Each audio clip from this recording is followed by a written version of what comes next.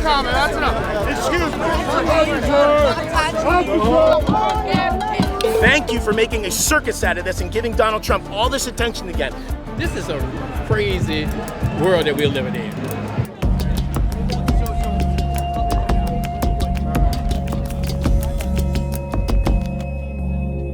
For the first time in history, a former president of the United States has been charged with a crime. In a Manhattan court, 45th President of the United States, Donald Trump, pleaded not guilty to 34 felony charges.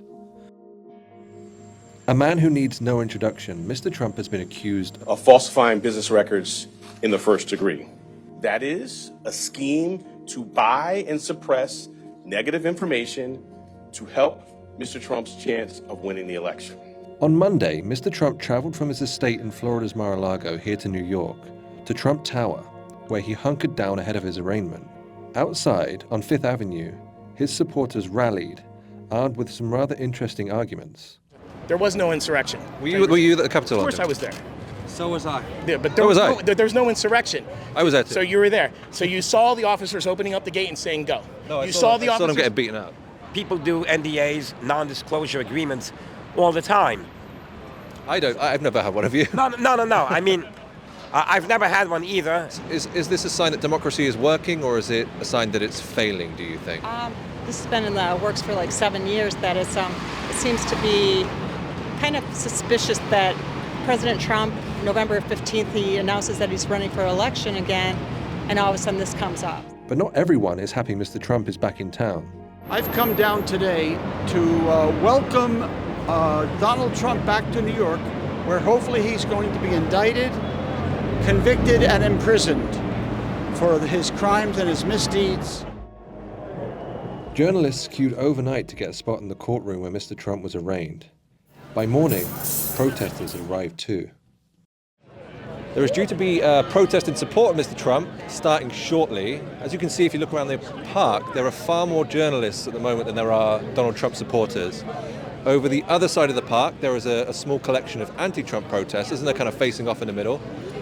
But it's a historic day here in New York, even for a city that is prone to media spectacles. This is something different. I'm not on here. I'm from the Independent. I'm not on any one of these. Can I talk to you for a second?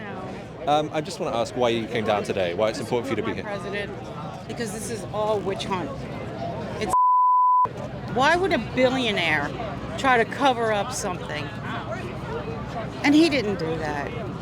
Why would he risk everything? That man is fighting for this country. He's putting his family through hell. For what? It's an election year. His popularity has soared. It never really went down at all. All right. They tried to divide us. It didn't work. All right. They tried to divide the MAGA movement. It did not work. Americans know the truth. Have you spoken to any of these guys over the other side today? That's to a madhouse. I'm not here for all that. I'm not here for that. America's already divided. I don't need to show evidence that we all lunatics. You know what I'm saying? Some people be sane. But I think I'm here for justice, to be honest. I'm not for revenge or battling what party is better than the other party. I'm here because no man is above the law. Some of Mr. Trump's political allies made an appearance, but they didn't stay there. While New York Congressman Jamal Bowman condemned the rhetoric of Republicans in Washington. I'm just here to push back against anything that represents hate in New York City, anything that represents white supremacy in New York City, and the lies and the rhetoric and the divisiveness that Trump and Marjorie Taylor Greene and so many others have represented since they've been in public life. Around 2 p.m., Mr. Trump, surrounded by security, entered the court by a side entrance. Inside, a person who was once the most powerful man on the planet now had to be quiet until he was spoken to. In a modest New York courtroom, the former president pleaded not guilty. He will likely face trial next year. After traveling straight back to Florida, Mr. Trump vowed to fearlessly defend our nation from those who seek to destroy it. But even if the former president is convicted, it wouldn't disqualify him from running for president again.